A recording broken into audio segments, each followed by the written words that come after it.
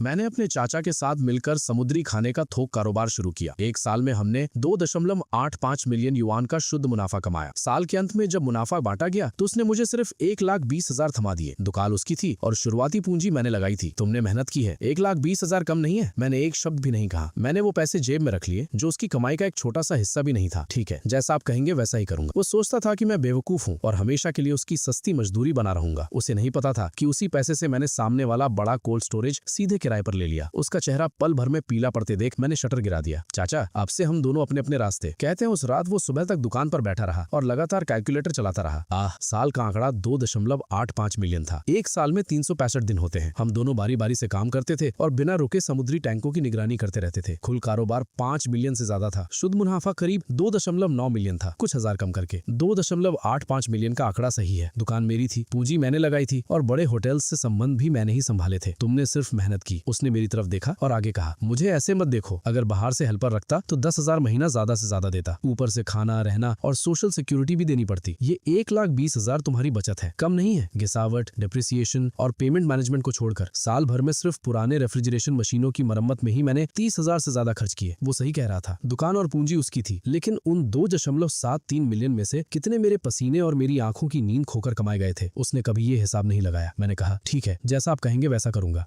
ज्यादा मत सोचो। नए साल के पहले दिन पोर्ट पर अच्छी कीमत में प्रीमियम लॉबस्टर का एक लॉट आएगा। सुबह जल्दी घाट पर जाना। मैं घर नहीं गया। मेरे पास 1,20,000 युआन थे। मुझे डर था कि मेरी माँ पूछेगी कि इस साल चाचा के साथ कितना कमाया और कैसे बांटा। मेरे पास समझाने का कोई तरीका नहीं था। 328 युआन रोज। जब साझेदारी शुरू हुई थी उसने मुझसे कहा था, अरे हम परिवार हैं, मुनाफा बराबर बांटेंगे। जहाँ मैं खाऊंगा तुम भी खाओगे। नए साल से पहले उसने कहा था बराबर बांटेंगे। नए साल के बाद कहा कि मैंने सिर्फ मेहनत की। मैंने उस आंकड़े को काफी देर तक देखा। क्या यही मेरी सारी मेहनत की कीमत है? क्या उसने नहीं कहा था कि दुकान उसकी है तो फिर मेरी अपनी दुकान होगी? मैंने मार्केट के लीज सुपरवाइजर को फोन किया उस 500 वर्ग मीटर वाले बड़े कोल्ड स्टोरेज के लिए जो सामने था। किराया और डिपॉजिट मिलाकर सिर्फ 1,20,000 लगता था। मैं नीचे के सभी छोटे ग्राहकों को पहले से ही अच्छे से जानता था। मैं ज्यादा से ज्यादा 3 दिन में कॉन्ट्रैक्ट साइन करके नए साल से पहले शुरू कर सकता था। उसी रात मैंने सुपरवाइजर की मेज पर पैसे रख दिए। हमने उसी रात कॉन्ट्रैक्ट साइन किया और जब कोल्ड स्टोरेज की चाबियां मेरे हाथ में आई मुझे समझ आ गया कि अब मेरी किस्मत किसी और के हाथ में नहीं है। नए साल के पहले दिन सुबह 4 बजे घाट पर हवा बेहद ठंडी थी। मैं सामान्य से 2 घंटे पहले पहुंच गया। जब जहाज का कप्तान किनारे लगा मैं उसके पास गया। ओल्जैन, मुझे ये पूरा लॉबस्टर का लॉट चाहिए, कैश में तुरंत पेमेंट करूंगा। कप्तान हैरान रह गया। अरे तुम्हारे चाचा ने तुम्हें बताया नहीं? मैंने तुरंत कैश का बंडल निकाल लिया। अब मैं अपने दम पर काम करता हूँ। मैं 5% ज्यादा कीमत दूंगा। इंस्पेक्शन और लोडिंग में खुद संभालूंगा। तुम्हें 1 मिनट भी इंतजार नहीं करना पड़ेगा। कप्तान ने मेरी तरफ देखा और कुछ सेकंड चुप रहा। जब मेरा चाचा घाट पर पहुंचा प्रीमियम लॉबस्टर का लॉट पहले ही मेरे रेफ्रिजरेटेड ट्रक में लोड हो चुका था। वो खाली घाट पर खड़ा रह गया, चेहरा सफेद पड़ चुका था। अरे इसका क्या मतलब है? मैंने ट्रक का दरवाजा बंद किया। चाचा, आपने खुद कहा था ना हर कोई अपनी काबिलियत के हिसाब से। Happy new year. मैं अच्छे तरीके से शुरुआत करना चाहता था। गाड़ी चल पड़ी और रियर व्यू मिरर में चाचा की परछाई धीरे धीरे छोटी होती गई। मुझे समझ आ गया कि मेरे और उसके बीच का टकराव अब हमेशा के लिए तय हो चुका है। मैं लॉबस्टर को कोल्ड स्टोरेज में ले गया और पूरी रात उसे छांटता रहा। माल की क्वालिटी बहुत शानदार थी। हर एक का वजन 750 ग्राम से ज्यादा था और उनके पंजे भरे हुए थे। काम खत्म करने के बाद मैंने मार्केट के रिटेलर ग्रुप में मैसेज भेजा। आधे घंटे से भी कम समय में 10 से ज्यादा लोग कोल्ड स्टोरेज के सामने इकट्ठा हो गए। ये सभी वो कॉन्टैक्ट्स थे जिन्हें मैंने पूरे साल में बनाया था, जिनकी मैंने मदद की थी और मुझे हर एक एहसान याद था। माल चेक करने के बाद रिटेलर्स ने अपने ऑर्डर दिए। मैंने मार्केट प्राइस पर बेचा। ना कोई ओवरचार्ज, ना स्टॉक छुपाना। 2 घंटे में पूरा लॉबस्टर का लॉट बिक गया। मुझे 43,000 का शुद्ध मुनाफा हुआ और मेरी पहली इन्वेस्टमेंट वापस आ गई। एक्वाटिक कोल्ड स्टोरेज आधिकारिक तौर पर शुरू हो गया। सुबह 10 बजे मुझे चाचा का फोन आया। मैंने नहीं उठाया। उसके तुरंत बाद मार्केट में अफवाहें फैलने लगी। ए ने अपने चाचा से लड़ाई कर ली और अपना खुद का स्टॉल खोल लिया। चाचा ने धमकी दे दी, जो भी ए के साथ बिजनेस करेगा भविष्य में उससे माल लेने के बारे में भूल जाए। चाचा को नाराज करके इस मार्केट में कैसे जिंदा रहेगा? दोपहर से ही रिटेलर्स ने कॉल करके अपने ऑर्डर्स कैंसिल करने शुरू कर दिए। सब जल्दी जल्दी बात कर रहे थे, कह रहे थे घर में दिक्कत है और अभी माल नहीं लेंगे। मुझे समझ आ गया क्या हो रहा है। मैंने कुछ नहीं कहा और सारे एडवांस पूरे वापस कर। दोपहर 3 बजे मेरा चाचा मार्केट के कुछ पुराने स्टॉल मालिकों के साथ आया और मेरी कोल्ड स्टोरेज के गेट पर खड़ा हो गया। मुझ पर उंगली उठाकर मुझे एहसान फरामोश कहा। बोला कि उसने मुझे गाँव से निकाला, अपने हाथों से बिजनेस सिखाया और मैं उसे धोखा दे रहा हूँ। लोग हमारे आसपास इकट्ठा होने लगे, सब तमाशा देखने आए थे। मैंने उससे 1,20,000 युआन के बारे में बहस नहीं की, बस शांत होकर पूछा उसे क्या चाहिए। चाचा कुछ देर के लिए चुप हो गया, फिर आखिर में धमकी दी कि जहाज के कप्तान और बड़े ग्राहक मेरे साथ डील करने की हिम्मत नहीं करेंगे और कहा कि मैं बंद होने का इंतजार करूं। फिर मुड़कर चला गया। बाकी स्टॉल वाले भी उसके पीछे पीछे चले गए और भीड़ धीरे धीरे छट गई। फुसफुसाहट रुक नहीं रही थी। मैं कोल्ड स्टोरेज के सामने खड़ा उसकी पीठ को बिना किसी भाव के देख रहा था। मैं इस मार्केट में 1 साल से लड़ रहा हूँ। कौन सा जहाज कब आता है, किस रिटेलर को क्या माल चाहिए, मुझे सबसे ज्यादा पता है। मेरा चाचा सोचता है कि वो मेरी जिंदगी कंट्रोल करता है, लेकिन उसे नहीं पता कि असली रिश्ते मेहनत से बनते हैं, धमकियों से नहीं चलते। उस रात मैंने अपने अपना बोर्ड लगा दिया, होलसेल एक्वेटिक प्रोडक्ट्स आईजी। ये 5 बड़े अक्षर सीधे चाचा के स्टॉल की तरफ देख रहे थे। रात की रोशनी में चमक रहे थे। मैंने मार्केट के गेट पर एक नोटिस भी लगा दिया, ऑपरेटर की भर्ती के लिए। सैलरी 12,000 महीना, खाना रहना और सोशल सिक्योरिटी शामिल। अच्छा काम किया तो साल के अंत में बोनस भी मिलेगा। अगली सुबह श्याओलिन नाम का एक लड़का जॉब के लिए आया। वो अभी अभी अपने गांव से काम की तलाश में आया था और उसकी आंखों में वही चाहत थी जो सालों पहले मेरी। मैंने उसके हाथ देखे, कठोर मेहनत के निशान थे। वो मेहनत सहने वाला इंसान था। मैंने उसे तुरंत रख लिया और कहा कि दोपहर से काम शुरू कर दे। श्याओलिन के जाने के बाद मैं कोल्ड स्टोरेज में इन्वेंट्री चेक करता रहा। रेफ्रिजरेशन मशीनें गूंज रही थी। तापमान -5 डिग्री पर स्थिर था। मैंने सामने चाचा का स्टॉल देखा। वो रोशनी से भरा था, लोग आ जा रहे थे। देखने में बहुत अच्छा बिजनेस लग रहा था, लेकिन मुझे पता था कि मेरे बिना वो पुरानी मशीनें ज्यादा दिन नहीं चलेंगी। पिछली गर्मियों में जब बहुत गर्मी थी, वो सिर्फ हिसाब किताब जानता था, सिर्फ रिश्ते संभालना जानता था। मैंने अपना मोबाइल निकाला और कॉन्टैक्ट लिस्ट खोली। मेरे पास 1 दर्जन से ज्यादा अलग अलग पोर्ट के कप्तानों के नंबर थे जो मैंने इस 1 साल में बनाए थे। मेरा चाचा सोचता है कि लोकल सप्लाई काटकर मुझे खत्म कर देगा, लेकिन उसे नहीं पता है कि ये दुनिया बहुत बड़ी है और सिर्फ एक ही बंदरगाह नहीं है। कोल्ड स्टोरेज के बाहर रात हो गई। मैंने शटर बंद किया और ताला लगा दिया। कल सुबह 3 बजे मुझे 200 किलोमीटर दूर नानगन पोर्ट जाना है, जहाँ एक कप्तान ने मेरे लिए फ्रेश फिश का एक लॉट रोक कर रखा है। ओपनिंग के तीसरे दिन मेरी माँ आई। वो कोल्ड स्टोरेज के सामने थर्मस लेकर खड़ी थी। उसके बाल नए साल से ज्यादा सफेद लग रहे थे। मैं श्याओलिन के साथ माल गिन रहा था और उसे देखकर लगभग अकाउंट बुक गिरा दी। माँ ने कुछ नहीं कहा, बस थर्मस टेबल पर रख दिया। उसमें मेरी पसंदीदा रिब सूप थी। उसने चारों तरफ देखा। ये 500 वर्ग मीटर का कोल्ड स्टोरेज और दीवार पर लगा आईजी का बोर्ड। उसकी आंखें लाल हो गईं। मैंने श्याओलिन से कहा काम जारी रखे और माँ के लिए कुर्सी खींच दी। वो काफी देर तक चुप बैठी रही। फिर आखिर में पूछा, क्या सच में मेरा चाचा से झगड़ा हुआ है? मैंने सिर हिला दिया। थोड़ी देर बाद माँ ने आह भरी और कहा कि कल चाचा घर आया था। वो मेरे सामने 2 घंटे तक रोया। कह रहा था कि मैं एहसान फरामोश हूँ। कह रहा था कि मेरे साथ 1 साल मेहनत करने के बाद मैंने उसका बिजनेस छीन लिया और उसकी सप्लाई रोक दी। कह रहा था कि मैं उसे बर्बाद कर रहा हूँ। माँ ने कहा, तुम्हारे चाचा ने मुझसे कहा कि मैं तुम्हें मनाऊं कि तुम ये कोल्ड स्टोरेज उसे ट्रांसफर कर दो और वापस उसके साथ काम करो। वो वादा करता है कि तुम्हारा बोनस बढ़ा देगा, तुम्हें साल के 2 लाख युआन देगा। ये सुनकर मैंने कुछ नहीं कहा, बस दराज से एक फाइल निकाली और माँ को दे दी। उसमें पूरे साल का मेरा काम रिकॉर्ड था। हर खरीद की रसीद, हर रिपेयर का बिल, हर कलेक्शन कॉल का रिकॉर्ड और साथ ही रेफ्रिजरेशन मेंटेनेंस का रिकॉर्ड भी। मैंने पिछले साल जुलाई के हिस्से को लाल पेन से मार्क किया हुआ था। यूनिट 3 का कंप्रेसर खराब हो गया था। मैंने लगातार 36 घंटे लगाकर उसे ठीक किया, जबकि मेरा चाचा एयर कंडीशनर वाले कमरे में बैठकर ताश खेल रहा था। सितंबर में एक रेस्टोरेंट पर 1,50,000 का बकाया। मैं आधा महीना भागता रहा, तब जाकर पैसे वसूले। मेरा चाचा कहता था ये मेरा फर्ज है। नवंबर में माल रात 2 बजे आया। मैंने अकेले 3 टन समुद्री खाना उतारा। मेरी कमर 1 महीने तक चोटिल रही और मेरा चाचा अगले दिन सिर्फ हिसाब देखने आया। मेरी माँ उन रसीदों को देख रही थी और उसके हाथ कांपने लगे। मैंने कहा कि साल के 365 दिनों में चाचा के साथ बारी बारी काम करते हुए भी असल में 80% काम मैं ही करता था। कुल टर्नओवर 50 लाख से ज्यादा था और शुद्ध मुनाफा 28,50,000। मेरा चाचा मुझे 1,20,000 देकर कहता है कि मैंने सिर्फ मेहनत लगाई। मेरी माँ की आंखों से आंसू निकल आए। उसने फाइल बंद की, खड़ी हुई और बिना कुछ कहे मुड़कर चली गई। मुझे पता था वो कहाँ जा रही है। शाम 4 बजे मार्केट में शोर मचा। मेरी माँ मेरे चाचा के स्टॉल के सामने खड़ी थी और सबके सामने उससे पूछ रही थी कि उसने 1 साल में कितना काम किया। ये 1,20,000 कैसे निकाले गए? मेरा चाचा चुप हो गया। उसे शुक्रिया करना नहीं आता था। दुकान मेरी थी, पूंजी मेरी थी, फिर उसे इतना क्यों चाहिए था? मेरी माँ ने ये सुनकर ताना मारा और कहा कि जब उसने दुकान खोली थी तो शुरुआती 50,000 उसने उससे उधार लिए थे। क्या उसे वो कर्ज याद नहीं है? उसने तुम्हारे साथ 1 साल काम किया और तुमने उसे एक ढंग की सैलरी भी नहीं दी। तुम्हें जरा भी शर्म नहीं आई? साल के अंत में सिर्फ 1,20,000 देकर। मेरा चाचा लाल पड़ गया। वो जवाब देना चाहता था लेकिन कुछ बोल नहीं पाया। मेरी माँ मुड़ी और चली गई। जब वो मेरे कोल्ड स्टोरेज के दरवाजे के पास से गुजरी तो रुकी, मुझे देखा और उसकी आंखों में कोई शिकायत नहीं थी, बस दर्द और स्वीकार। उसने सिर्फ 4 शब्द कहे, अच्छा करना। उस रात श्याओलिन से मैंने सिखाना शुरू किया कि कैसे काटना है, कैसे समुद्री खाने की ताजगी पहचाननी है। वो बहुत ध्यान से सीख रहा था, नोट्स ले रहा था और सवाल पूछ रहा था। मैं उसे देखकर खुद को याद करने लगा। 1 साल पहले तब मैं भी ऐसा ही था। मुझे लगता था अगर मैं मेहनत सह लूंगा तो मेरा चाचा मुझे ईमानदारी से ट्रीट करेगा। अब समझ आया है इस दुनिया में सिर्फ अपनी खुद की दुकान ही सबसे भरोसेमंद होती है। रात 11 बजे चाचा का स्टॉल जो सामने ही था अब भी रोशनी में था। कांच के पार मैंने उसे अकेले बैठे देखा। वो अकाउंट बुक को घूर रहा था। उसके पास रखा रेफ्रिजरेटर अजीब आवाज कर रहा था और स्क्रीन पर तापमान साफ तौर पर अस्थिर दिख रहा था। मैंने नजर हटा ली और अपने स्टोरेज का दरवाजा बंद कर दिया। कल एक जरूरी ऑर्डर है, मैं फेल नहीं हो सकता। ओपनिंग के 5वें दिन मेरी सप्लाई कट गई। सुबह 4 बजे मैं हमेशा की तरह घाट पर माल लेने गया। ओल्ड जैन का जहाज लग चुका था, लेकिन मुझे देखकर उसने सिर हिला दिया। उसने कहा, अरे माफ करना, आज का सारा माल तुम्हारे चाचा ने पहले ही बुक कर लिया है, मार्केट से 20% ज्यादा कीमत देकर। मैं वहीं सन्न रह गया। मैं दूसरे कप्तानों को ढूंढने गया, लेकिन सबका जवाब वही था। मेरे चाचा ने मार्केट के बड़े स्टॉल्स के साथ मिलकर लोकल सप्लाई पूरी खरीद ली थी, 20% ज्यादा दाम देकर। मैं खाली घाट पर खड़ा रहा जहां समुद्री माल से भरे जहाज निकलते जा रहे थे और मेरे हाथ की सिगरेट खत्म हो गई। जब मैं स्टोरेज वापस आया तो श्याओलिन मेरा इंतजार कर रहा था। मुझे खाली हाथ देखकर उसके चेहरे पर चिंता थी। मैंने ज्यादा कुछ नहीं कहा, बस उसे आराम करने भेज दिया। मैं ऑफिस में अकेला बैठ गया और अपनी कॉन्टैक्ट लिस्ट देखने लगा। अगर लोकल सप्लाई बंद है तो मैं बाहर जाऊंगा। मुझे याद आया 2 महीने पहले जब मैं साउथ पोर्ट पर माल ले जा रहा था, तब मेरी मुलाकात चेन नाम के एक कप्तान से हुई थी। उस समय उसका माल नहीं बिक रहा था। दिखने में अच्छा था लेकिन साइज छोटा था, इसलिए कोई होलसेलर नहीं ले रहा था। मैंने उसे मार्केट समझाया और कहा कि कीमत कम करके रिटेल में बेचो। 3 दिन में उसका सारा स्टॉक खत्म हो गया। जाते वक्त उसने कहा था अगर कभी जरूरत पड़े तो बताना। मैंने उसे फोन किया। फोन काफी देर तक बजता रहा, फिर उसने उठाया। उसकी आवाज नींद में थी। मैंने सीधे पूछा क्या उसके पास हाल में माल है? मैं सब कैश में खरीदूंगा। वो कुछ सेकंड चुप रहा और पूछा क्या हुआ? मैंने कुछ नहीं छुपाया और चाचा के ब्लॉक के बारे में बताया। ये सुनकर उसने गाली दी और कहा यह तरीका शर्मनाक है। उसने कहा कि वो खबर देगा। फोन रखने के बाद सुबह हो चुकी थी। मैं सोया नहीं, सीधे गाड़ी लेकर साउथ पोर्ट निकल गया। मैंने 3 घंटे लगातार ड्राइव की और सुबह 10 बजे पहुंच गया। चैन पहले से ही एक ट्रांसपोर्ट ट्रक के पास मेरा इंतजार कर रहा था। ट्रक में ताजा उतरा हुआ समुद्री माल भरा था। वो मुझे माल दिखाने ले गया। ये लॉट अभी अभी पोर्ट पर आया था। इसमें कोरल ग्रुपर और हैरी क्रैब थे। ये प्रीमियम क्वालिटी नहीं थे लेकिन ताजगी बहुत शानदार थी। उनकी गलफड़े लाल थे और केकड़ों के पैर मजबूत थे। मैंने तुरंत फैसला लिया और पूरा माल खरीद लिया। मैंने 1,80,000 युआन ट्रांसफर कर दिए। उसी समय ओल्ड चैन के फोन पर पेमेंट का नोटिफिकेशन आ गया। उसने मेरे कंधे पर हाथ रखा और बोला अरे तो हिम्मती लड़का है। तेरे चाचा जैसे लोग देर सवेर बुरा अंजाम पाते हैं। अब से तुझे माल चुनने में प्राथमिकता मिलेगी। मैंने ओल्ड चैन के साथ काफी देर बात की। उसने बताया कि साउथ पोर्ट अभी हाल ही में डेवलप हुआ है और कई लोकल होलसेलर्स अभी इस रूट को जानते भी नहीं है। यहाँ सप्लाई स्थिर है और कीमतें नॉर्थ से 10% कम है। इसके अलावा जहाज के कप्तान सीधे साधे और ईमानदार लोग हैं। मुझे राहत मिली। मेरा चाचा सोचता था कि लोकल पोर्ट कंट्रोल करके वो मुझे खत्म कर देगा, लेकिन उसे नहीं पता था कि ये समंदर बहुत बड़ा है। 1 से ज्यादा बंदरगाह होते हैं। मैं फुल लोडेड रेफ्रिजरेटेड ट्रक लेकर मार्केट वापस आया और शाओलिन पहले से कोल्ड स्टोरेज के बाहर मेरा इंतजार कर रहा था। ट्रक देखते ही उसकी आंखें चमक उठी। हमने पूरी रात माल उतारा। कोरल ग्रुपर और हैरी क्रैब के स्लॉट को हमने छांटा और तौला। ये प्रीमियम क्वालिटी नहीं थे लेकिन ताजगी शानदार थी और कीमत मार्केट से 5% कम थी। मैंने अपने कुछ पुराने ग्राहकों को कॉल किया। उन्हें माल चाहिए था और उन्होंने तुरंत ऑर्डर दे दिए। उस रात 10 बजे तक आधे से ज्यादा माल बिक चुका था और 1,50,000 युआन रिकवर हो गए। अगली सुबह मैं फिर साउथ पोर्ट गया। इस बार ओल्ड चैन ने मुझे 2 और कप्तानों से मिलवाया जो गहरे समुद्र में काम करते थे और जिनकी सप्लाई और भी ज्यादा स्थिर थी। मैंने उनके साथ सहयोग की बात की और वादा किया कि जब तक क्वालिटी अच्छी रहेगी मैं पूरा पेमेंट कैश में करूंगा बिना किसी देरी के। तीनों कप्तानों ने थोड़ी चर्चा की और आखिर में मान गए। उनमें से एक सरनेम वाला बोला अरे इतनी कम उम्र में खुद का काम शुरू करना हिम्मत की बात है। तेरे अंदर जिद है। हम समुद्र में काम करने वाले लोग इज्जत को सबसे ऊपर रखते हैं। अगर तू कैश पेमेंट जारी रखेगा तो हम तुझे सप्लाई में प्राथमिकता देंगे। मैंने सबसे हाथ मिलाया और आखिरकार मेरे दिल का बोझ हल्का हो गया। शहर लौटते समय शाओलिन का फोन आया। उसने बताया कि आज मेरा चाचा मेरे स्टोरेज के सामने आया था। काफी देर तक घूमता रहा और हमें माल उतारते देखता रहा। उसका चेहरा बहुत भारी था। कुछ रिटेलर्स भी आए थे पूछने कि हमारा माल कहाँ से आ रहा है और कीमत मार्केट से कम क्यों है। मैंने फोन रखा और खिड़की के बाहर तेजी से गुजरते नजारों को देखा। मेरा चाचा सोचता था कि लोकल कीमत बढ़ाकर मुझे भगा देगा, लेकिन उसे नहीं पता था कि जितना वो मुझे रोकेगा उतना ही मेरा रास्ता खुलेगा। जैसे ही साउथ पोर्ट की सप्लाई स्थिर हुई मेरे खर्चे उससे 10% कम हो गए और प्राइस एडवांटेज तुरंत दिखने लगा। आखिर में फंसने वाला मैं नहीं रहूंगा। साउथ पोर्ट की सप्लाई स्थिर होने के बाद मेरा कोल्ड स्टोरेज बिजनेस तेजी से बढ़ने लगा। लगातार 1 हफ्ते तक मैं सुबह 3 बजे उठकर साउथ पोर्ट जाता था, माल उठाता था और सुबह 10 बजे से पहले मार्केट लौट आता था। ये माल बहुत ताजा होता था और लोकल से 10% सस्ता भी। रिटेलर्स ने फायदा देखा और ऑर्डर बढ़ते गए। 10वें दिन ओल्ड चैन का फोन आया कि उसे मुझसे एक जरूरी बात करनी है, तो मैं उसी दोपहर वहां पहुंच गया। ओल्ड चैन मुझे पोर्ट के एक ढाबे पर ले गया, कुछ डिश ऑर्डर किए और 2 गिलास शराब डाली। उसने सीधे मुद्दे पर आते हुए कहा अरे तो भरोसेमंद आदमी लगता है। मैं तेरे साथ एक्सक्लूसिव सप्लाई एग्रीमेंट करना चाहता हूँ। मैंने चॉपस्टिक रख दी और उसकी तरफ देखा। ओल्ड चैन बोला अभी साउथ पोर्ट पर 5 जहाज काम कर रहे हैं, मेरा, लाओहांग का और ओजाओ का। हम 3 जहाज मिलकर आधा वॉल्यूम संभालते हैं। इतने समय में मैंने देखा है कि तू हमेशा कैश पेमेंट करता है, इंस्पेक्शन में प्रोफेशनल है और कभी बहाने नहीं बनाता। हमने आपस में बात की है, हम तुझे प्राथमिकता देने को तैयार हैं, लेकिन एक शर्त है, तुझे हर हफ्ते कम से कम 2 लाख युआन का माल खरीदना होगा और कीमत बाकी सबसे 5% कम होगी। मैंने जल्दी से हिसाब लगाया। 2 लाख युआन का वॉल्यूम अभी मेरे लिए बड़ा प्रेशर था, लेकिन अगर मुझे एक्सक्लूसिविटी मिल जाती तो सप्लाई चेन का दिल मेरे हाथ में आ जाता। मेरा चाचा लोकल कीमत बढ़ाकर मुझे रोकने की कोशिश कर रहा है और मैं साउथ पोर्ट से सबसे सस्ता माल ले रहा हूँ। इस गेम में मेरी बढ़त साफ दिख रही थी। मैंने ओल्ड चैन से हाथ मिलाया। हमने तुरंत 3 महीने का अग्रीमेंट साइन कर लिया। मैं हर हफ्ते 2 लाख युआन का वॉल्यूम गारंटी देता हूँ और वो स्थिर सप्लाई और सबसे अच्छी कीमत देंगे। अग्रीमेंट साइन करने के बाद लाओ चैन ने एक और बात बताई। उसने कहा कि हाल ही में कोई उसके कॉन्टैक्ट्स के जरिए ये पता लगाने की कोशिश कर रहा है कि मैं माल कहाँ से ला रहा हूँ। बहुत ऊंची कीमत ऑफर कर रहे हैं ताकि मेरी सप्लाई लाइन छीन सके। ओल्ड चैन बोला अरे बिजनेस में सबसे जरूरी चीज इज्जत होती है। तुम हमारे साथ वफादार रहे हो। हम इतने गिरे हुए नहीं है कि अपनी बात से मुकर जाएं, लेकिन सावधान रहना। तुम्हारा चाचा इस इलाके में सालों से काम कर रहा है और उसके पास बहुत चालें। मैंने सिर हिलाया, स्थिति समझ गया। जब मैं मार्केट लौटा तो रात के 9 बज चुके थे और शाओलिन अभी भी कोल्ड स्टोरेज में माल व्यवस्थित कर रहा था। मुझे देखते ही वो तुरंत आया और बोला कि आज 3 और रिटेल ग्राहक ऑर्डर ऑर्डर देने आए थे और एक रेस्टोरेंट मालिक भी आया था जो लंबी साझेदारी की बात करना चाहता था। अगली सुबह मैं उस रेस्टोरेंट गया। मालिक मिस्टर ली करीब 40 साल का था। उसके शहर में 2 रेस्टोरेंट थे और समुद्री खाने की खपत काफी थी। उसने कहा कि पहले वो हमेशा मेरे चाचा से माल लेता था, लेकिन हाल में मरी हुई मछलियों की दर बढ़ती जा रही थी और कई बार शिकायत करने पर भी कोई सुधार नहीं हुआ। मैं उसे अपने कोल्ड स्टोरेज ले गया ताकि वो माल देख सके। मिस्टर ली ने बहुत ध्यान से जांच, गलफड़ों के रंग से लेकर मछली की आंखों की साफी तक हर चीज देखी और आखिर में सिर हिलाकर बोला कि माल सच में बहुत अच्छा है। उसने पूछा क्या मैं स्थिर सप्लाई दे सकता हूँ, तो मैंने उसे नान मताओ पोर्ट के एक्सक्लूसिव सप्लाई एग्रीमेंट दिखाए। वो पढ़कर उसने तुरंत फैसला लिया कि अब से उसके दोनों रेस्टोरेंट का सारा समुद्री खाना मुझसे ही खरीदा जाएगा, कम से कम 50,000 युआन हर हफ्ते। मिस्टर ली के जाने के बाद मैं अपने स्टोरेज के सामने खड़े होकर सिगरेट पी रहा था। सामने चाचा का स्टॉल था। वो किसी से जोर जोर से बहस कर रहा था और कांच के अंदर जमीन पर कई बॉक्स मरी हुई मछलियों के पड़े। तापमान अस्थिर था और काफी माल खराब हो रहा था। मैंने कुछ नहीं कहा, बस देखता रहा। मैं इन रेफ्रिजरेशन मशीनों को अच्छी तरह जानता हूँ। यूनिट नंबर 3 का कंप्रेसर पुराना है, हर 4 घंटे में तापमान चेक करना पड़ता है, और यूनिट नंबर 2 के कंडेंसर में दरार है। जैसे ही गर्मियों में लोड बढ़ता है, गैस लीक होने लगती है। मुझे ये सारी कमियां पता है, इसीलिए पिछले साल में मरी हुई मछलियों की दर 3% से नीचे रख पाया था। लेकिन मेरा चाचा ये नहीं समझता। उसे सिर्फ हिसाब करना और रिश्ते बनाना आता है। इन मशीनों की आदतों के बारे में उसे कुछ नहीं पता। मेरे बिना उसका स्टॉल ऐसी मशीन की तरह है जिसमें जरूरी पार्ट्स नहीं, ऊपर से चलती दिखती है लेकिन अंदर से टूट चुकी। उसी रात मेरे स्टोरेज का डेली कैश फ्लो पहली बार 1 लाख से ऊपर गया। शाओलिन बहुत खुश होकर अकाउंट बुक दिखा रहा था और बोला, बॉस इस महीने तो पक्का मुनाफा हो। मैंने नंबर देखे लेकिन मैं शांत। 1 लाख का फ्लो मेरे चाचा के लिए कुछ नहीं है। अपने अच्छे समय में वो 3 लाख रुपए रोज कमा सकता था। नान मताओ की सप्लाई अब स्थिर हो गई थी और बड़े ग्राहक धीरे धीरे बढ़ रहे थे। अब मुझे धीरे धीरे मेरे चाचा का मार्केट शेयर लेना है। रात 12 बजे भी सामने वाले स्टॉल की लाइट जल रही। मेरा चाचा अकेला बैठा था और मरी हुई मछलियों के ढेर को घूर रहा था। उसके पास की मशीन तेज और परेशान करने वाली आवाज कर रही थी और स्क्रीन पर तापमान तेजी से ऊपर नीचे हो रहा था। मैंने शटर गिराया, स्टोरेज बंद किया और सोचा कि कल सुबह 3 बजे नान मताओ पर किंग क्रैब का लॉट लेना है। एक्सक्लूसिव सप्लाई एग्रीमेंट साइन करने के 3 हफ्ते बाद मेरा डेली कैश फ्लो 1,20,000 से ऊपर रहने लगा। उस दोपहर लाओ चैन का फोन आया। उसकी आवाज गंभीर थी। उसने कहा कि किसी ने उसे कांटेक्ट किया है और नान मताओ की सप्लाई खरीदने के लिए मुझसे 20% ज्यादा कीमत ऑफर की। वो आदमी लाओ लियू है जो मार्केट में मेरे चाचा का सबसे करीबी है। मेरे दिल में झटका लगा। मुझे समझ आ गया कि अब मेरा चाचा सच में गेम खेल रहा है। लाओ चैन बोला, ये कीमत बहुत लुभावनी है लेकिन हमने बात की है। बिजनेस में इज्जत सबसे जरूरी है। हमारा एग्रीमेंट अभी सिर्फ 3 हफ्ते पुराना है। हम ऐसे नहीं तोड़ सकते। मैं तुम्हें बस चेतावनी देने के लिए कॉल कर रहा हूँ कि इस बार तुम्हारा चाचा गंभीर है। मैंने उसे धन्यवाद दिया और उसी रात नान मताओ चला गया। तीनों कप्तान वहां थे। मैंने उन्हें डिनर पर बुलाया और खाने के दौरान मैंने कीमत की बात नहीं, हमने सिर्फ समुद्र में काम की कठिनाइयों और मार्केट के बारे में बात। वैन ने कहा कि उसका बेटा अगले साल यूनिवर्सिटी जाएगा और फीस के पैसे पूरे नहीं है। मैंने तुरंत कहा, भाई वैन, फीस मैं दूंगा, इसे माल का एडवांस समझ लो, धीरे धीरे सप्लाई से कटता रहेगा। लाओ ने कहा कि उसकी पत्नी अस्पताल में है और उसे पैसों की जरूरत। मैंने तुरंत 50,000 ट्रांसफर कर दिए और कहा कि ये इमरजेंसी के लिए है, वापस करने की कोई जल्दी नहीं। तीनों कप्तान मुझे देखने लगे और उनकी आंखों में कुछ नया था। लाओचन ने गिलास उठाया और बोला, तू असली आदमी है। तेरा चाचा चाहे जितना पैसा दे, हम नहीं हटेंगे। मैंने उनके साथ जाम टकराया और मन शांत हो गया। जब मैं मार्केट लौटा तो बहुत देर हो चुकी थी। मैं ऑफिस में बैठकर अगले कदम सोचने लगा। नान मताओ की सप्लाई अब स्थिर थी लेकिन मेरा चाचा चुप नहीं बैठेगा। मुझे डर था कि वो जहाज के कप्तानों पर हमला करेगा। पक्का वो किसी और तरफ से वार करेगा और हुआ भी ऐसा ही। मार्केट में अफवाहें फैलने लगी। कुछ लोग कह रहे थे कि मेरा माल स्मगलिंग का है, क्वारंटीन सर्टिफिकेट नहीं है। कुछ कह रहे थे कि मेरा कोल्ड स्टोरेज नियमों के अनुसार नहीं है और कभी भी बंद हो सकता है। ये भी कहा जा रहा था कि मैं कप्तानों का रिश्तेदार नहीं हूँ और मेरी सप्लाई स्थिर नहीं है। ये बातें बहुत भरोसेमंद लग रही थी और जल्द ही ग्राहक कॉल करके पूछने लगे। मैं घबराया नहीं। मैंने सीधे साउथ पोर्ट के क्वारंटीन सर्टिफिकेट, कोल्ड स्टोरेज का लाइसेंस और सप्लाई अग्रीमेंट की फोटो लेकर रिटेलर ग्रुप में भेज दी। अफवाहें अपने आप खत्म हो गई लेकिन मेरा चाचा रुका नहीं। मार्केट मैनेजमेंट का स्टाफ अचानक जांच के लिए आ गया। उन्होंने कहा कि शिकायत मिली है और शक है कि रेफ्रिजरेशन उपकरण स्टैंडर्ड के अनुसार नहीं है, इसलिए ऑपरेशन रोकने को कहा। लेकिन मैं पहले से तैयार था। मेरे सारे उपकरण हाई स्टैंडर्ड पर सेट थे। क्वारंटीन, फायर सेफ्टी, एनवायरमेंट, सबके सर्टिफिकेट पूरे थे। इंस्पेक्टर ने 2 घंटे जांच की लेकिन कुछ नहीं मिला और खाली हाथ लौट गया। उसके जाने के बाद शाओलिन ने धीरे से कहा, बॉस, अभी किसी ने देखा कि शिकायत करने वाला आपका चाचा ही था। मैंने सिर हिलाया। मुझे पहले से अंदाजा था। उसी दिन शाम तक मेरे स्टोरेज का डेली फ्लो 1.5 लाख से ऊपर चला गया और आधिकारिक तौर पर मैंने चाचा के बिजनेस को पीछे छोड़ दिया। ये खबर पूरे मार्केट में फैल गई। सब कह रहे थे कि मैं सच में सफल हो गया। शाम को चाचा के स्टॉल के सामने कुछ लेनदार जमा हो गए और पैसे मांगने लगे। इस दौरान चाचा ने मुझे रोकने के लिए लोकल पोर्ट से महंगे दाम पर माल खरीदा और बाकी स्टॉल्स के साथ मिलकर कीमतें बढ़ाई। उसकी कैश चेन पर दबाव बढ़ गया। मरी हुई मछलियों की दर बढ़ती गई और उसने कई ग्राहक खो दिए। उसकी हालत खराब होती जा रही थी। शाओलिन ने कहा, आज उसके यूनिट नंबर 3 की मशीन फिर खराब हो गई। पूरी 1 पेटी किंग क्रैब मर गई। कम से कम 80,000 का नुकसान। मैं उस मशीन को अच्छी तरह जानता था। पिछली गर्मियों में जब वो पहली बार खराब हुई थी, मैंने 36 घंटे जागकर उसे ठीक किया था। मुझे उसका हर पार्ट, हर आदत पता, लेकिन अब वो मेरी जिम्मेदारी नहीं। रात को एक रेस्टोरेंट मालिक का फोन आया। वो भी मुझसे माल लेना चाहता था। शहर में उसकी भी एक चेन थी और हफ्ते में कम से कम 70,000 का ऑर्डर देगा। मैंने अगले दिन मिलने का वादा किया। फोन रखने के बाद मैं कोल्ड स्टोरेज के सामने खड़ा रहा। सामने चाचा का स्टॉल अब भी रोशनी में था। कांच के अंदर वो अकेला बैठा था। उसके सामने बिलों का ढेर था। उसके बाल और सफेद लग रहे थे और उसका शरीर थका हुआ दिख रहा था। मैंने नजर हटा ली और अपना स्टोरेज बंद कर दिया। कल एक बड़ा ऑर्डर आने वाला है। 2 लाख का येलो क्रोकर का लॉट पहले ही बुक हो चुका है। मार्केट में लोग धीरे धीरे बातें करने लगे थे कि चाचा का स्टॉल ज्यादा दिन नहीं चलेगा। उसकी पुरानी मशीनें बार बार खराब हो रही थी और मछलियों की मौत की दर 15% तक पहुंच गई थी। उसके कई पुराने ग्राहक मेरी तरफ आ गए थे। शाओलिन में आखिरी लॉट सेट किया और खुशी से बोला, बॉस इस महीने 5 लाख का नेट प्रॉफिट है। मैंने नंबर देखे और शांत रहा। 5 लाख मेरे चाचा के गोल्डन टाइम के सामने कुछ नहीं है, लेकिन मेरे लिए ये पहली कमाई है जो सच में मेरी है। देर रात मैंने स्टोरेज बंद किया और आराम करने चला गया। चाचा के स्टॉल के सामने से गुजरते हुए देखा कि वो अब भी काम कर रहा था। यूनिट नंबर 3 की मशीन ठीक करने की कोशिश कर रहा था। उसके हाथ अजीब तरह से चल रहे थे। उसे मशीन की समझ नहीं। मैं थोड़ी देर खड़ा रहा, फिर मुड़कर चला गया। जब मेरे स्टोरेज का डेली फ्लो 1.5 लाख पर स्थिर हो गया, तब मेरे चाचा ने प्राइस वॉर शुरू कर दी। अगली सुबह मार्केट में खबर फैल गई। उसके स्टॉल का सारा माल 20% डिस्काउंट पर बिक रहा था। नुकसान में बेच रहा था। कई रिटेलर्स तुरंत उसकी तरफ भागे। शाओलिन ने पूछा, बॉस हमें भी कीमत कम करनी चाहिए। मैंने मना कर दिया। मुझे पता है वो क्या कर रहा है। वो प्राइस वॉर से मुझे खत्म करना चाहता है। या तो मैं कीमत गिराकर नुकसान उठाऊं या ग्राहक खो दूं। लेकिन वो एक बात भूल गया, मेरा कॉस्ट उससे 10% कम है और मेरी सप्लाई ज्यादा स्थिर। सबसे जरूरी बात, मुझे उससे प्राइस में लड़ने की जरूरत नहीं है। मैंने शाओलिन से कहा कि थर्मल बॉक्स और रेफ्रिजरेटेड डिलीवरी गाड़ियां खरीद ले। मैंने कहा कि मैं सर्विस बेहतर करूंगा, हाई एंड रूट पर जाऊंगा, 0 मौत दर और टाइम पर डिलीवरी के साथ। शाओलिन को ये बात समझ नहीं आई। वो बोला, अभी सब लोग प्राइस पर लड़ रहे हैं, इसका क्या फायदा। मैंने कहा, प्राइस वॉर के अंत में असली बात ये होती है कि कौन ज्यादा टिकता है। उससे भिड़कर खुद को थकाने से अच्छा है अलग रास्ता लेना। अगले 3 दिन मैंने कीमत नहीं घटाई, बल्कि पूरी फोकस सर्विस पर लगा दी। हर लॉट निकलने से पहले मैं खुद चेक करता कि एक भी मछली मरी हुई ना हो। डिलीवरी टाइम बिल्कुल सटीक, आधा घंटा भी इधर उधर नहीं। जब ग्राहक को माल चाहिए उसी समय पहुंचता। शुरुआत में कुछ रिटेलर्स मेरे चाचा के सस्ते दामों की तरफ गए, लेकिन जल्दी ही समस्या शुरू हो गई। कीमत कम रखने के लिए मेरे चाचा ने छोटे पोर्ट से सस्ता और घटिया माल खरीदना शुरू किया और ऊपर से उसके पुराने रेफ्रिजरेटर्स। मछलियों की मौत की दर बढ़ती गई। कई रिटेलर्स को जब माल मिला तो पता चला कि भले ही उन्होंने 20% सस्ता खरीदा, लेकिन असल में नुकसान ही हुआ। 5वें दिन कुछ रिटेलर्स वापस मेरे पास आने लगे। कहने लगे कि थोड़ा महंगा चलेगा, लेकिन क्वालिटी जरूरी है। मैंने ज्यादा कुछ नहीं कहा, बस सप्लाई और सर्विस करता रहा। मिस्टर ली का फोन आया। उसने बताया कि उसके दोस्त ने भी चेक कर लिया है और अब वो भी अपने सारे ऑर्डर मुझे देगा। वो शहर के बड़े होटल चेन में से एक है, कम से कम 1 लाख का हफ्ते का ऑर्डर। मिस्टर ली बोला, मेरा दोस्त पहले तुम्हारे चाचा के पास भी गया था, लेकिन उसका माल स्थिर नहीं है और मरी हुई मछलियां ज्यादा हैं। तुम थोड़े महंगे हो, लेकिन तुम्हारे यहाँ एक भी मरी हुई मछली नहीं और टाइम पर डिलीवरी होती है, जो होटल के लिए सबसे जरूरी है। मैंने उसके दोस्त से मुलाकात की और वहीं एग्रीमेंट साइन हो गया। अगले हफ्ते से 1 लाख का साप्ताहिक ऑर्डर सीधे मेरे स्टोरेज से जाएगा। शाम को जब मैं मार्केट लौटा तो चाचा के स्टॉल के सामने रिटर्न के बॉक्स लगे। कुछ रिटेलर्स उससे बहस कर रहे थे। उसका चेहरा गुस्से से लाल था और आवाज बैठ चुकी थी। शाओलिन ने कहा, इन 2 दिनों में उसे बहुत रिटर्न मिले हैं। सुना है 10,000 से ज्यादा सिर्फ मुआवजा दे चुका है। मैं अपने स्टोरेज के दरवाजे पर खड़ा होकर ये सब देखता रहा। चाचा की प्राइस वॉर 10 दिन भी नहीं चली और टूटने लगी। उसकी कैश चेन पहले ही कमजोर थी। अब नुकसान में बेचकर और ऊपर से रिटर्न का पैसा देकर वो टिक नहीं पाया। सबसे बड़ी गलती ये हुई कि सस्ता माल लेकर उसने अपनी साख खत्म कर दी। पुराने ग्राहक उस पर भरोसा खो चुके थे और मेरी तरफ आने लगे। उसी रात मेरा डेली फ्लो 2 लाख पार कर गया। शाओलिन खुशी से अकाउंट बुक दिखा रहा था कि इस महीने 8 लाख से ज्यादा प्रॉफिट होगा। मैंने नंबर देखे और शांत रहा। प्राइस वॉर ये नहीं तय करती कि कौन सस्ता बेचता है, बल्कि ये तय करती है कि कौन अंत तक टिकता है। मेरा चाचा सोचता था सस्ती कीमत मुझे खत्म कर देगी, लेकिन उसे नहीं पता था कि असली ताकत क्वालिटी और सर्विस। देर रात भी सामने वाले स्टॉल की लाइट जल रही। मेरा चाचा अकेला बैठा था। उसके सामने बिल और रिटर्न नोट्स का ढेर था। उसका फोन लगातार बज रहा था। शायद उधार मांगने वाले लोग थे। मैंने अपना स्टोरेज बंद किया और आराम करने चला गया। कल ऑस्ट्रेलियन लॉबस्टर का लॉट आना है। मिस्टर ली के दोस्त के होटल के लिए पहला ऑर्डर है और मैं कोई गलती नहीं कर सकता। मार्केट से बाहर निकलते समय मैंने एक बार पीछे मुड़कर देखा। चाचा का स्टॉल अंधेरे में बहुत सूना लग रहा था और 10 साल पुराना उसका बोर्ड हवा में हिलते हुए आवाज कर रहा था। मार्केट में लोग धीरे धीरे कह रहे थे कि इस बार चाचा ने हद कर दी। प्राइस वॉर में ए नहीं डूबा, बल्कि वो खुद फंस गया। कुछ लोग कह रहे थे कि अगर ऐसा ही चलता रहा तो इस महीने उसका स्टॉल बंद हो जाएगा। मैं इन बातों में नहीं पड़ा, बस अपना काम करता रहा। अगली सुबह ऑस्ट्रेलियन लॉबस्टर का लॉट समय पर आ गया। मैंने खुद माल चेक किया, छांटा और परफेक्ट तरीके से डिलीवर किया। मिस्टर ली के दोस्त ने माल देखते ही अपना ऑर्डर 50% बढ़ा दिया। वो प्राइस वॉर पहले ही हार चुका था। 3 दिन बाद मार्केट में एक बड़ी खबर आई। शहर के सबसे बड़े खरीदार मिस्टर जैन, जो जिन दिन होटल के मालिक हैं, अपने बेटे की शादी का बड़ा बैंक्वेट करने वाले थे। 300 टेबल का ऑर्डर था और समुद्री खाने की मांग बहुत बड़ी। जो ये ऑर्डर ले लेता वो मार्केट में अपनी जगह पक्की कर लेता। ये होटल 20 साल से चल रहा है और हाई एंड बैंक्वेट के लिए सबसे पसंदीदा जगह है। इन सालों में वो हमेशा मेरे चाचा से ही माल लेता था। उनका रिश्ता बहुत गहरा था। शादी शनिवार को थी और तैयारी 3 दिन पहले शुरू हो गई। मेरा चाचा इस ऑर्डर के लिए लगभग अपनी सारी पूंजी लगा चुका था, अलग अलग पोर्ट से माल इकट्ठा करके, उम्मीद में कि वो फिर से उठ खड़ा होगा। लेकिन शुक्रवार की शाम अचानक मार्केट में एक खबर फैल गई। जिंडिन होटल में बड़ा गड़बड़ हो गया। शाओलिन भागते हुए आया और बोला, बॉस आपके चाचा ने जो माल दिया था उसमें बड़ा प्रॉब्लम हो गया। आधे किंग क्रैब मर गए और ऑस्ट्रेलियन लॉबस्टर भी फ्रेश नहीं है। मिस्टर जैन होटल में गुस्से से पागल हो रहा था। वो चाचा से कह रहा था कि तुरंत माल बदलो, नहीं तो हमेशा के लिए बिजनेस खत्म। मैं अपने कोल्ड स्टोरेज के सामने खड़ा था और दूर से देख रहा था कि चाचा का स्टॉल पूरी तरह अफरा तफरी में है। वो फोन पर फोन कर रहा था माल ढूंढने के लिए, लेकिन शुक्रवार की शाम थी। कल दोपहर शादी का बैंक्वेट था। बाहर से माल लाने का कोई टाइम नहीं था और लोकल पोर्ट वालों को तो वो पहले ही नाराज कर चुका था अपने महंगे खरीद के कारण। अब कोई उसे माल नहीं देना चाहता। शाम 6 बजे मिस्टर जैम खुद मार्केट आया। करीब 50 साल का आदमी जो आमतौर पर शांत रहता है, लेकिन आज उसका चेहरा गुस्से से भरा था। वो चाचा के सामने खड़ा होकर जोर से बोला कि इतने सालों के भरोसे के बाद ये कैसा माल दिया है। 300 टेबल की शादी है, सभी मेहमान बड़े लोग हैं, अब वो क्या जवाब देगा। मेरा चाचा पसीने में डूबा था, बार बार माफी मांग रहा था और कह रहा था कि वो तुरंत नया माल लाएगा। मिस्टर जैन ने साफ कह दिया कि अगर रात 10 बजे तक अच्छा माल नहीं पहुंचा तो हमेशा के लिए रिश्ता खत्म। वो मुड़कर जाने लगा और तभी उसकी नजर मुझ पर पड़ी जो मेरे स्टोरेज के सामने खड़ा था। वो रुक गया, मेरे पास आया और पूछा, क्या तुम ए हो? मैंने हाँ कहा। उसने सीधे पूछा, क्या तुम्हारे पास अभी माल है? मुझे 50 किंग क्रैब, 80 ऑस्ट्रेलियन लॉबस्टर और 100 किलो कोरल ग्रुपर चाहिए, सब जिंदा और परफेक्ट हालत में। क्या तुम इसे रात 10 बजे से पहले होटल पहुंचा सकते हो? मैंने तुरंत हिसाब लगाया। मेरे स्टॉक में इतना नहीं था, लेकिन साउथ पोर्ट पर ओल्ड चैन के पास आज ही नया लॉट आया था। मुझे उसकी क्वालिटी पर भरोसा था। समय बहुत टाइट था, लेकिन नामुमकिन नहीं। मैंने कहा, मैं कर सकता हूँ, लेकिन पहले क्वालिटी चेक करनी होगी। मिस्टर जैन ने कुछ सेकंड मुझे देखा और सिर हिला दिया। उसने कहा, ये उसके बेटे की शादी है, कोई गलती नहीं होनी चाहिए। मैंने तुरंत ओल्ड चैन को कॉल किया और उसे माल रिजर्व करने को कहा। फिर शाओलिन को कॉल किया। हमने ट्रक तैयार किया और सीधे साउथ पोर्ट पहुंचे। जब पहुंचे तो 7:30 बज चुके थे और चैन ने सब तैयार रखा था। मैंने हर एक पीस खुद चेक किया, सब जिंदा और एक्टिव थे। हमने तुरंत लोड किया और वापस निकले। 9 बजे मार्केट पहुंचे। मैं और शाओलिन ने बिना रुके माल को फिर से चेक और सेट किया। 9:40 पर ट्रक तैयार था और हम जिंडिन होटल के लिए निकल गए। जब पहुंचे तो 9:55 हो चुके थे। मिस्टर जैन खुद किचन में इंतजार कर रहा था। उसने हर चीज खुद चेक की। किंग क्रैब जिंदा और ताकतवर थे, लॉबस्टर पूरी तरह एक्टिव थे और कोरल ग्रुपर का रंग चमकदार था। सब देखकर वो मुस्कुराया। उसने मेरे कंधे पर हाथ रखा और बोला, ये माल परफेक्ट है, तुमने मुझे बड़ी मुसीबत से बचा लिया। मैंने कहा, ये मेरा काम था। उसने मुझे देखा और बोला, तुमने इस बार बहुत मदद की है, आगे लंबी पार्टनरशिप की बात करेंगे। मैंने सिर हिलाया। जब मैं मार्केट लौटा तो रात 11 बज चुके थे। चाचा का स्टॉल अभी भी खुला था। अंदर वो अकेला बैठा था और उसके सामने मरे हुए किंग क्रैब और लॉबस्टर पड़े थे। उसका फोन टेबल पर पड़ा था, स्क्रीन बंद थी। शायद मिस्टर जैन अब उसके कॉल नहीं उठा रहा था। शाओलिन बोला, बॉस आपके चाचा खत्म हो गए। जिंडिन होटल शहर का सबसे बड़ा क्लाइंट है, उसे खोने के बाद वो वापस नहीं उठ पाएंगे। मैंने कुछ नहीं कहा, बस स्टोरेज बंद कर दिया। कल मुझे होटल जाकर शादी में मदद भी करनी है ताकि सब सही चले। शनिवार शादी के दिन मैं सुबह जल्दी होटल पहुंच गया। किचन पूरी तरह व्यस्त था। मैंने खुद हर डिश की तैयारी देखी। किंग क्रैब परफेक्ट बना, ऑस्ट्रेलियन लॉबस्टर का सशीमी शानदार था और कोरल ग्रुपर सॉफ्ट और टेस्टी था। मिस्टर जैन मेहमानों को रिसीव कर रहा था और बार बार किचन की तरफ मुस्कुरा कर देख रहा था। दोपहर 2 बजे शादी शुरू हुई। 300 टेबल के मेहमानों ने समुद्री खाने की बहुत तारीफ की। कुछ बिजनेसमैन ने वही पूछा कि ये माल कहाँ से आया है और मिस्टर जैन मुस्कुराकर बोला कि ये मार्केट के एक युवा सप्लायर का है जो आजकल बहुत कम देखने को मिलता है। दोपहर 3 बजे मिस्टर जैन ने मुझे अपने ऑफिस बुलाया। हम दोनों को चाय सर्व की गई। वो बैठा, सिगरेट जलाई और बोला, आज जो हुआ वो तुम्हारी वजह से सही हुआ, नहीं तो मेरी इज्जत चली जाती। उसने हाथ हिलाते हुए कहा कि इतने साल चाचा के साथ काम करना शुरू में अच्छा था, लेकिन पिछले 2 साल में वो बिगड़ गया है। उसे सिर्फ पैसा चाहिए, वो घमंडी हो गया है और गलती होने पर मानता नहीं, सिर्फ बहाने बनाता है। इस शादी के बाद सब साफ हो गया। फिर उसने मेरी तरफ देखा और कहा, मैंने फैसला कर लिया है, अब से रेस्टोरेंट का सारा समुद्री माल तुमसे आएगा। मेरे 2 आउटलेट हैं और हफ्ते का कम से कम 2 लाख का वॉल्यूम है। क्या तुम सप्लाई गारंटी कर सकते हो? मैंने कहा, कर सकता हूँ। साउथ पोर्ट की सप्लाई स्थिर है और क्वालिटी पक्की है। साथ ही मेरे पास प्रोफेशनल कोल्ड चेन डिस्ट्रीब्यूशन है। ये रहा कॉन्ट्रैक्ट, अगले महीने से लागू होगा। इस डील के बाद मेरे कोल्ड स्टोरेज का डेली कैश फ्लो 3 लाख से ऊपर स्थिर हो सकता है। मैं पूरी तरह अपने चाचा की पीक लेवल को पार कर दूंगा। मैं किस तरह का मार्केट बना रहा हूँ? रास्ते में मुझे कई कॉल आए जो शादी में आए रेस्टोरेंट मालिक थे। पूछ रहे थे कि क्या मैं उन्हें भी सप्लाई कर सकता हूँ। मैंने एक एक करके उनके कॉन्टैक्ट सेव किए और मिलने का टाइम फिक्स किया। अब मार्केट में चर्चा थी कि मैंने जिंडिन होटल का ऑर्डर जीत लिया है और अब मेरा बिजनेस तेजी से बढ़ेगा। रात 8 बजे मैं अपने स्टोरेज के सामने खड़ा था और सामने चाचा के स्टॉल को देख रहा था। लाइट जल रही थी लेकिन अंदर सन्नाटा था। वो अकेला बैठा था, सामने बिलों का ढेर और लगातार कैलकुलेटर चला रहा था। शाओलिन पास आया और धीरे से बोला, बॉस सुना है आज आपका चाचा मिस्टर जैन के पास माफी मांगने गया था, लेकिन उसने उसे अंदर भी नहीं आने दिया और जो माल उसने इस बार बैंक्वेट के लिए तैयार किया था वो भी नहीं बिका। कम से कम 3 लाख का नुकसान हुआ। मैंने कुछ नहीं कहा, बस सिगरेट जला ली। इस बार मेरा चाचा सच में खत्म हो चुका है। उसने सबसे बड़ा क्लाइंट खो दिया, जिंडिन होटल। उसकी कैश चेन पूरी तरह टूट चुकी है। ऊपर से पिछली प्राइस वॉर का नुकसान और सूद के कर्ज। अब वो ज्यादा देर नहीं टिकेगा। बिकेगा। मार्केट में लोग कह रहे थे कि उसका स्टॉल महीने के अंत तक नहीं चलेगा। उसके पुराने फ्रीजर भी अब पूरी तरह खराब हो चुके हैं। अगले दिन मैं उन रेस्टोरेंट मालिकों से मिला जो शादी में मिले थे। ये शहर के बड़े नाम थे और हाई क्वालिटी की डिमांड रखते थे। मैं उन्हें अपने स्टोरेज ले गया, माल दिखाया और साउथ पोर्ट की सप्लाई और डिलीवरी सिस्टम समझाया। सब संतुष्ट हुए और तुरंत कॉन्ट्रैक्ट साइन कर दिया। जिंदन होटल के ऑर्डर के साथ अब मेरे पास 5 बड़े रेस्टोरेंट हैं। हफ्ते का 4 लाख से ज्यादा वॉल्यूम। जाओलिन खुशी से बोला, बॉस अब तो हम सच में उड़ गए। मैंने कॉन्ट्रैक्ट देखा और शांत रहा। 1,20,000 से शुरू करके सिर्फ 2 महीने में मैं यहाँ तक पहुंच गया। मैंने सिर्फ खुद को खड़ा नहीं किया बल्कि मार्केट के हाई क्वालिटी क्लाइंट्स भी अपने पास ले आया। उसी दिन मैं साउथ पोर्ट गया और लाओचेन से सप्लाई बढ़ाने की बात की। उसने कहा कोई समस्या नहीं, वो 2 और जहाज जोड़ देंगे ताकि सप्लाई स्थिर रहे। जब मैं मार्केट लौटा तो शाम हो चुकी थी। चाचा के स्टॉल के सामने कर्जदार खड़े थे और पैसे मांग रहे थे। मेरा चाचा बिखरे बालों और पीले चेहरे के साथ खड़ा था, जैसे 10 साल बूढ़ा हो गया। जाओलिन बोला, बॉस सुना है आज वो बैंक से लोन लेने गया था लेकिन उसे मना कर दिया गया। उसका कर्ज अब 10 लाख से ज्यादा हो चुका है। मैंने कुछ नहीं कहा, बस वापस काम में लग गया। अगले दिन एक और बड़ा ऑर्डर फाइनल करना था। जिंदन होटल का ऑर्डर मिलने के बाद मेरा डेली फ्लो 3 लाख से ऊपर स्थिर हो गया। लेकिन मुझे पता था सिर्फ बड़े रेस्टोरेंट्स काफी नहीं है। मार्केट के छोटे रिटेलर्स ही असली बेस हैं। अगर उन्हें जोड़ लिया तभी असली कंट्रोल मिलेगा। उस शाम मैंने करीब 1 दर्जन रिटेलर्स को बुलाया जिनसे मेरे अच्छे रिश्ते थे। ये वही लोग थे जिनकी मैंने पिछले महीनों में मदद की थी, किसी को पैसे देकर, किसी की सप्लाई ठीक करके। मैंने उन्हें चाय दी और सीधे बात पर आया। मैंने कहा कि आज की प्रतिस्पर्धा में अकेले काम करना मुश्किल है। मैं एक सप्लाई अलायंस बनाना चाहता हूं जो मेरे कोल्ड स्टोरेज के आसपास केंद्रित हो। सप्लाई, प्राइस और डिस्ट्रीब्यूशन सब एक साथ, सब मिलकर फायदा उठाएंगे और मुनाफा बांटेंगे। कुछ लोग एक दूसरे को देखने लगे। एक ने पूछा ये कैसे काम करेगा? मैंने कहा आसान है। पहला, सप्लाई यहाँ से कंट्रोल होगी, सबको अच्छी क्वालिटी और सही कीमत मिलेगी। दूसरा, डिलीवरी मेरी कोल्ड चेन से होगी जिससे नुकसान कम होगा। तीसरा, मुनाफा शेयर होगा, 30% मेरा और 70% आप सबका। वान नाम के एक रिटेलर ने पूछा, आइडिया अच्छा है लेकिन हम तुम पर भरोसा क्यों करें? मैंने कहा हम लंबे समय से साथ काम कर रहे हैं। आप जानते हैं मैं कैसा इंसान हूँ। अगर मैं दबाव डालना चाहता तो अभी कर सकता था। ये अलायंस सबको कमाने के लिए है, सिर्फ मेरे लिए नहीं। एक और ने पूछा, और तुम्हारे चाचा का क्या? अगर हम तुम्हारे साथ आए तो वो बदला लेगा? मैंने कहा उसे डरने की जरूरत नहीं, वो खुद को संभाल नहीं पा रहा, आपका क्या करेगा? और बिजनेस में कनेक्शन नहीं, काबिलियत मायने रखती है। थोड़ी चर्चा के बाद सब मान गए। उन्होंने कहा तुम ईमानदार आदमी हो, हम तुम पर भरोसा करते हैं। उसी रात मैंने 13 रिटेलर्स के साथ अलायंस अग्रीमेंट साइन कर लिया। अगले हफ्ते से उनकी सारी सप्लाई मुझसे आएगी। डिस्ट्रीब्यूशन भी मेरे कोल्ड ट्रकों से एक साथ किया जाएगा। मैंने वादा किया कि सप्लाई स्थिर रहेगी, सबसे अच्छे दाम मिलेंगे और कोई नुकसान नहीं होगा। जियाउलिन उत्साहित होकर बोला, बॉस इससे तो हमने सच में मार्केट इंटीग्रेट कर लिया। जैसे ही ये खरीद बिक्री अलायंस ठीक से चलना शुरू करेगा, मैं सप्लाई के ज्यादातर सोर्स और मार्केट के आउटलेट्स कंट्रोल कर लूंगा। मेरे चाचा का मार्केट शेयर और कम हो जाएगा और उसकी हालत और खराब हो जाएगी। अलायंस आधिकारिक तौर पर शुरू हो गया। मैं साउथ पोर्ट से बड़ा लॉट लेकर आया। मैंने उसे बराबर बराबर अलायंस के सभी मेंबर्स में बांटा और डिलीवरी ट्रक समय पर पहुंचे।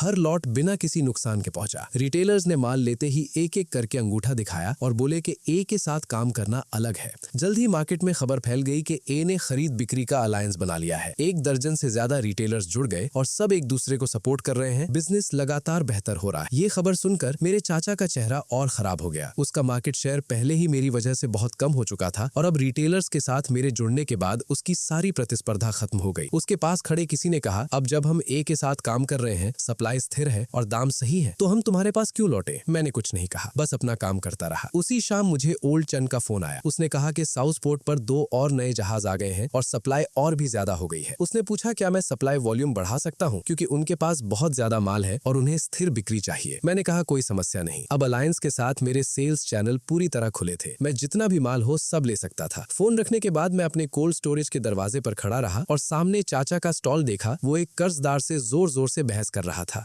कर्जदार उसकी तरफ उंगली दिखाकर चिल्ला रहा था कि अगर उसने पैसा उधार लिया है तो उसे लौटाना चाहिए और बहाने बनाना बंद करे। मेरा चाचा लाल चेहरे के साथ बार बार समझाने की कोशिश कर रहा था। कुछ दिन का समय मांग रहा था। वो कसम खा रहा था कि पैसे चुका देगा, लेकिन कर्जदार सुनने को तैयार नहीं था और सीधा धमकी दे दी, अगर इस हफ्ते पैसे नहीं दिए तो मैं कोर्ट में केस कर दूंगा। जियाउलिन मेरे पास आया और धीरे से बोला, बॉस सुना है आपके चाचा का कर्ज 1.5 मिलियन युआन से भी ज्यादा हो गया है। अगर वो अपना स्टॉल गिरवी रख दे तब भी नहीं चुका पाएगा। वो सच में फंस चुका है। मैं कोल्ड स्टोरेज के दरवाजे पर खड़ा पूरे मार्केट को देख रहा था। चारों तरफ रोशनी थी, लोग आ जा रहे थे और बहुत हलचल थी, लेकिन मेरे सामने चाचा का स्टॉल अजीब तरह से खाली लग रहा था। जियाउलिन बोला, बॉस अब मार्केट में सब कहते हैं कि असली मालिक आप है, आपके चाचा का जमाना खत्म हो गया। मैंने जवाब नहीं दिया, बस कोल्ड स्टोरेज का दरवाजा बंद कर दिया। कल एक और किंग क्रैब का लॉट आएगा। अलायंस के मेंबर्स पहले ही 5 लाख युआन के ऑर्डर दे चुके हैं। अब ये मार्केट मेरा है। अलायंस 2 हफ्तों तक चला और सब कुछ बहुत स्मूथ रहा। मेरे कोल्ड स्टोरेज का daily cash flow 4 lakh yuan से ऊपर स्थिर हो गया और मेरा मार्केट शेयर 60% तक पहुंच गया। उस दोपहर जब मैं इन्वेंट्री चेक कर रहा था, अचानक ओल्ड चैन का कॉल आया। उसकी आवाज गंभीर थी। उसने कहा कि मौसम विभाग ने टाइफून की चेतावनी जारी की है। 3 दिन में एक सुपर टाइफून आएगा और समुद्र में मौजूद सभी जहाजों को वापस पोर्ट पर आना होगा। इसका मतलब कम से कम 1 हफ्ते तक ताज़ा समुद्री माल की सप्लाई नहीं होगी। ये सुनकर मेरा दिल धड़क उठा और मैंने तुरंत पूछा, क्या अभी भी माल उतारा जा सकता है? ओल्ड चैन ने कहा कि आज आखिरी दिन है, कल से सारे जहाज लौट आएंगे। उसने कहा कि उसके पास अभी एक लॉट बचा है और पूछा क्या मैं लेना चाहता हूँ। मैंने कहा मैं सब ले लूंगा और तुरंत आ रहा हूँ। फोन रखने के बाद मैंने जियाउलिन को बुलाया और हम तुरंत रेफ्रिजरेटेड ट्रक लेकर साउथ पोर्ट के लिए निकल गए। रास्ते में मैं हिसाब लगा रहा था कि टाइफून की वजह से मार्केट में सप्लाई खत्म हो जाएगी और कीमतें बढ़ जाएंगी। अगर मैं पहले से ज्यादा माल जमा कर लूं तो मैं अलायंस के मेंबर्स की सप्लाई भी सुरक्षित रख सकता हूं और मार्केट को कंट्रोल भी कर सकता हूं। मैं शाम को साउथ पोर्ट पहुंचा। ओल्ड चैन और उसकी टीम जल्दी जल्दी माल उतार रहे थे। पूरा पोर्ट भरा हुआ था। मैंने बिना समय गवाए पूरा लॉट खरीद लिया और तुरंत 3 लाख युआन ट्रांसफर कर दिए। ओल्ड चैन ने कहा, ये टाइफून बहुत तेज आएगा, तैयार रहना। मैंने सिर हिलाकर कहा, सब कंट्रोल में है। हम रात में माल लेकर मार्केट वापस आए। रात के 11 बजे तक काम खत्म हुआ। मैं और जियाउलिन ने तुरंत माल को छांटना, पैक करना और स्टोर करना शुरू कर दिया। मैंने ध्यान से बैकअप जनरेटर भी चेक किया ताकि टाइफून के दौरान बिजली की कमी ना हो। अगली सुबह मार्केट में तूफान की खबर फैल गई। कई स्टॉल मालिक जल्दी जल्दी माल जमा करने की कोशिश कर रहे थे, लेकिन ज्यादातर जहाज पहले ही वापस आ चुके थे, इसलिए कोई माल मिलना मुश्किल था। जियाउलिन ने कहा, बॉस, मार्केट में सब लोग माल के लिए परेशान हैं और कीमतें 30% तक बढ़ गई हैं। मैंने जवाब दिया, चिंता मत करो। सबसे पहले हम अलायंस के मेंबर्स के लिए सप्लाई सिक्योर करते हैं, फिर देखेंगे एक्स्ट्रा माल का क्या कर। मैंने अलायंस के मेंबर्स को एक मीटिंग के लिए बुलाया। मैंने उन्हें बताया कि टाइफून आ रहा है और मार्केट कम से कम 1 हफ्ते तक सप्लाई से खाली हो जाएगा, लेकिन मैंने पहले से ही इतना स्टॉक जमा कर लिया है कि उनकी सप्लाई पर कोई असर नहीं पड़ेगा और प्राइसेस भी नहीं बढ़ेंगे। कई छोटे व्यापारियों ने चैन की सांस ली। वो बोलते हैं, अरे तुम तो फ्यूचर का सोचकर चलने वाले हो, नहीं तो हम सबको दुकान बंद करनी पड़ती। मीटिंग के बाद बाकी स्टॉल ओनर्स मेरे पास हाई प्राइस पर माल खरीदना चाहते थे, लेकिन मैंने सबको मना कर दिया। कहता है कि पहले अलायंस मेंबर्स प्रायोरिटी है। शाम को मुझे पता चला कि मेरा चाचा भी माल जमा कर रहा है। जियाउलिन ने बताया कि मेरे चाचा ने ब्याज पर लोन लिया है और छोटे पोर्ट से महंगा माल खरीदा है, ये सोचकर कि टाइफून के दौरान बड़ा प्रॉफिट कमा लेगा और अपनी हालत सुधार ले। मेरा दिल डूब गया। मेरा चाचा सब कुछ एक ही दाव पर लगा रहा था, लेकिन उसकी पुरानी रेफ्रिजरेशन मशीन्स इतना लोड कभी हैंडल नहीं कर पाएंगी। अगर कुछ गलत हो गया तो नुकसान बहुत बड़ा होगा। शाम के वक्त मैं खुद उसके स्टॉल पर, वो अपने वर्कर्स को डायरेक्शन दे रहा था कि माल कोल्ड स्टोरेज में शिफ्ट करे। उसके चेहरे पर अजीब सी मुस्कान थी। उसकी मशीन्स फुल पावर पर चल रही थी और बहुत तेज आवाज कर रही थी। मैं सामने खड़ा उन पुरानी मशीन्स को देख रहा था और मन में अजीब सा बुरा एहसास हो रहा था। जियाउलिन पास आता है और धीरे से बोलता है, बॉस, तुम्हारे चाचा ने कम से कम 5 लाख का माल जमा किया होगा, क्या उनकी पुरानी मशीन्स ये सब झेल पाएंगी? मैंने सिर हिला दिया बिना कुछ बोले। उस रात मैं वापस अपने कोल्ड स्टोरेज का पूरा सिस्टम चेक करता हूँ। रेफ्रिजरेटर सही चल रहे थे, टेम्परेचर स्टेबल 5 डिग्री सेल्सियस पर था, बैकअप जनरेटर रेडी था। मैंने एक्स्ट्रा छोटे जनरेटर्स भी रेडी रखे। रात के 12 बजे मैं वेयर हाउस के गेट पर खड़ा आसमान देख रहा। काले बादल जमा हो रहे थे और हवा तेज हो रही। वेदर फोरकास्ट कहता था कि टाइफून परसों सुबह तक लैंडफॉल करेगा, हवा की स्पीड बहुत हाई होगी। मेरे सामने मेरे चाचा का स्टॉल अभी भी रोशन था। ग्लास के थ्रू वो अकेला बैठा था, अपने माल को देखते हुए, उम्मीद भरी मुस्कान के साथ। वो सोच रहा था कि ये टाइफून उसके लिए नई शुरुआत है, बिना ये जाने कि ये उसकी बर्बादी भी बन सकता है। अगला दिन टाइफून और पास, आसमान बिल्कुल भूरा हो, हवा बहुत तेज चल रही थी और मार्केट के कई स्टॉल्स जल्दी बंद होने लगे। मैं जियाउलिन को बोलता हूँ कि सब इक्विपमेंट एक बार और चेक कर, ताकि कुछ भी फेल ना। अलायंस मेंबर्स भी टाइफून के बाद ऑपरेशन कंटिन्यू करने के लिए रेडी हो गए। शाम 4 बजे मुझे ओल्ड चैन का फोन आता है। वो बोलता है कि टाइफून एक्सपेक्टेड से ज्यादा स्ट्रॉन्ग और मुझे केयरफुल रहना चाहिए। उसके शिप्स ऑलरेडी पोर्ट पर वापस आ चुके थे और डॉक खाली था। मैं बोलता हूँ, टेंशन मत लो, मैं फुल्ली प्रिपेयर्ड हूँ। कॉल कट करने के बाद मैं कोल्ड स्टोरेज के सामने खड़ा। आसमान और अंधेरा हो रहा था, हवा और तेज चल रही थी और पहली बारिश की बूंदें गिरने लगी। मैंने देखा कि मेरे चाचा के स्टॉल में रेफ्रिजरेटर नंबर 3 की स्क्रीन ब्लिंक कर रही और टेम्परेचर अनस्टेबल हो रहा है। मेरे दिल में एक झटका लगा। मुझे अच्छी तरह पता था ये मशीन ये खराब होने वाली है। फिर टाइफून लैंडफॉल करता है। तेज आंधी और बारिश पूरे शहर को हिला देती है। बोर्ड्स उड़ जाते हैं, पेड़ टूट जाते हैं और मार्केट अंधेरे में डूब जाता है। सिर्फ कुछ इमरजेंसी लाइट्स चल रही होती। मैं और जियाउलिन कोल्ड स्टोरेज पर नजर रखते हैं। हमारा सिस्टम बिल्कुल नॉर्मल चल रहा था, टेम्परेचर स्टेबल था और बैकअप पावर रेडी था। जियाउलिन खिड़की से बाहर देखते हुए बोलता है, बॉस, लगता है तुम्हारे चाचा के स्टॉल में कुछ गड़बड़ हो गई है। मैं बारिश के पर्दे के पार देखता हूँ। उसका स्टॉल अंधेरे में था, सारी मशीन्स बंद थी और वो टॉर्च लेके इधर उधर भाग रहा था बैकअप पावर ढूंढने की कोशिश में, लेकिन उसने कोई तैयारी ही नहीं की थी। जियाउलिन बोलता है, बॉस, अगर लाइट नहीं आई तो अंदर का सारा माल खराब हो जाएगा। मैं चुप रहता हूँ और अपने सिस्टम पर ध्यान देता हूँ। टाइफून लगभग 6 घंटे तक चलता रहता है। धीरे धीरे हवा और बारिश कम होने लगती है, आसमान साफ होने लगता है और मैं बाहर निकलता हूँ। मार्केट तबाह हो चुका था, हर जगह मरा हुआ सी फूड पड़ा था, दूर से ही सड़ी हुई बदबू आ रही थी। जियाउलिन बोलता है, बॉस, तुम्हारे चाचा का सब खत्म हो गया। 6 घंटे बिना बिजली के सारी मशीन्स बंद हो गई। 5 लाख का माल खराब हो गया। मैं देखने के लिए पास जाता। किंग क्रैब्स, ऑस्ट्रेलियन लॉबस्टर्स और ग्रुपर्स सब सड़ी हुई मांस में बदल चुके थे। मेरा चाचा वहीं बैठा था, आंखों में खालीपन, जैसे उसकी रूह निकल ली गई हो। मुझे देखकर उसकी आंखों में एक अजीब सी फीलिंग आती है, लेकिन वो कुछ नहीं बोलता, बस सर झुका लेता। मैं मुड़कर वापस चला जाता हूँ बिना दोबारा पीछे देखे। जब मैं वापस वेयरहाउस आया, मैंने स्टॉक का हिसाब चेक करना शुरू किया। टाइफून के दौरान 0 लॉस हुआ था। सारा सी फूड बिल्कुल जिंदा था। मैंने तुरंत अलायंस के मेंबर्स को इन्फॉर्म कर दिया कि हम नॉर्मल सप्लाई दे सकते हैं। सुबह 10 बजे मार्केट धीरे धीरे खुलने लगा, लेकिन ज्यादातर स्टॉल्स को बिजली जाने की वजह से भारी नुकसान हुआ था और उनके पास बेचने के लिए माल ही नहीं था। सिर्फ मेरा वेयरहाउस नॉर्मल चल रहा था। जल्द ही पूरे मार्केट में सिर्फ मेरे पास ही स्टॉक बचा था। बड़े रेस्टोरेंट्स के बायर्स एक के बाद एक फोन करने लगे, पूछते हैं क्या मैं सप्लाई दे सकता हूँ। मैं बोलता हूँ हाँ, लेकिन प्राइसेस मार्केट के हिसाब से होंगे। टाइफून के बाद सी फूड की कमी हो गई, प्राइसेस बढ़ चुके थे। अलायंस मेंबर्स को प्रायोरिटी दी और उनके लिए सेम प्राइस रखा, लेकिन बाकी सब के लिए मार्केट रेट। उस दिन मेरा वेयरहाउस फुल भीड़ से भर गया। रेस्टोरेंट ओनर्स, रिटेलर्स और दूसरे स्टॉल ओनर्स सब माल लेने आए। मैं सबको ऑर्डर के हिसाब से सप्लाई करता हूँ, ध्यान रखता हूँ कि कोई भी ज्यादा स्टॉक न जमा करे या ब्लैक मार्केटिंग ना हो। शाओलिन एक्साइटेड होके बोलता है, बॉस आज की सेल्स 1 मिलियन क्रॉस कर गई। मैं कुछ नहीं बोलता, ये मेरा गोल नहीं था, लेकिन मार्केट का रूल ही ऐसा है, जो प्रिपेयर्ड होता है वही बचता है, जो नहीं होता वो खत्म हो जाता है। शाम 3:30 बजे कुछ क्रेडिटर्स मेरे चचा के स्टॉल पर आए। इतना सारा मरा हुआ सी फूड देखकर उनके चेहरे सफेद पड़ गए। एक क्रेडिटर उंगली दिखाकर बोलता है, ओल्ड लई पैसा कैसे चुकाएगा, ये सारी बेकार चीज की क्या वैल्यू है। मेरा चचा सिर झुकाए खड़ा था, बार बार बोलता है कि थोड़ा टाइम दे दो, वो पैसे चुका देगा। लेकिन क्रेडिटर्स ने सीधा कह दिया कि अगर 3 दिन में पैसा नहीं दिया तो कोर्ट में केस करेंगे और उसका स्टॉल जब्त कर लेंगे। मेरा चचा बिल्कुल टूट गया था, दीवार से लगकर खड़ा हो गया, बोल भी नहीं पा रहा था। शाओलिन बोलता है, बॉस तुम्हारे चचा का 5 लाख का माल गया और ऊपर से 1 मिलियन से ज्यादा का कर्जा, वो कभी रिकवर नहीं कर पाएगा। मैं वेयरहाउस के गेट पर खड़ा सब देख रहा था, अंदर से बिल्कुल खाली, कोई इमोशन नहीं। रात को टाइफून कंप्लीटली खत्म हो गया और आसमान साफ हो गया। मैं मार्केट के गेट पर खड़ा सितारे भरा आसमान देख रहा था। इस टाइफून ने पूरे मार्केट का स्ट्रक्चर बदल दिया था। मेरे सामने चचा का स्टॉल अभी भी जल रहा था। वो अकेला बैठा था उस सड़े हुए सी फूड के सामने बिना हिले। उसकी रेफ्रिजरेशन मशीन्स बिल्कुल खराब हो चुकी थी, स्क्रीन्स ब्लैक थी, रिपेयर का कोई चांस नहीं। मार्केट में लोग बातें कर रहे थे कि मेरा चचा खत्म हो गया। टाइफून से पहले उसने सब कुछ दांव पर लगा दिया, लोन लिया, स्टॉक जमा किया और सब बर्बाद हो गया। अब वो सिर्फ लॉस में नहीं बल्कि कर्ज में भी डूब चुका है। अगले दिन ओल्ड चैन का फोन आता है। वो बोलता है कि टाइफून के बाद शिप्स फिर से समुद्र में जा रहे हैं और 3 दिन में नया माल पोर्ट पर आ जाएगा। वो पूछता है कितना माल चाहिए। मैं बोलता हूँ पहले से डबल प्रिपेयर करो, मार्केट में अभी शॉर्टेज है, डिमांड हाई है। फोन रखने के बाद मैं कोल्ड स्टोरेज के सामने खड़ा मार्केट को देख रहा था। कई स्टॉल्स अपना नुकसान साफ कर रहे थे, कुछ परमानेंटली बंद हो चुके थे, लेकिन मेरा बिजनेस पहले से भी बेटर चल रहा था। शाम को मैं अंदर इन्वेंट्री चेक कर रहा था, तब शाओलिन आता है और बोलता है, बॉस तुम्हारे चचा बाहर खड़े हैं, तुमसे मिलना चाहते हैं। मैं ऊपर देखता हूँ, ग्लास के उस पार मेरा चचा खड़ा था, बाल बिखरे हुए, चेहरा थका हुआ, बिल्कुल टूटा हुआ लग रहा था। मुझे देखकर उसके होंठ कांपने लगे। काफी देर बाद वो सिर्फ 2 शब्द बोल पाता है। मैं सिगरेट जलाता हूँ और चुप रहता हूँ। थोड़ी देर बाद वो बोलता है, मुझे तुमसे एक मदद चाहिए, क्या तुम मुझे कुछ पैसे उधार दे सकते हो। मैं उसे देखता हूँ बिना जवाब दी। वो आगे बोलता है, टाइफून वाली रात मेरा सारा माल खराब हो गया, अब क्रेडिटर्स रोज आ रहे हैं, कह रहे हैं कोर्ट ले जाएंगे। मैं बिल्कुल फंस गया हूँ, क्या तुम अपने चचा की मदद नहीं करोगे, हम फैमिली हैं। मैं सिगरेट की राख झाड़ता हूँ और शांत आवाज में बोलता हूँ, चचा कितना कर्जा है। वो सिर झुकाए बोलता है, इंटरेस्ट के साथ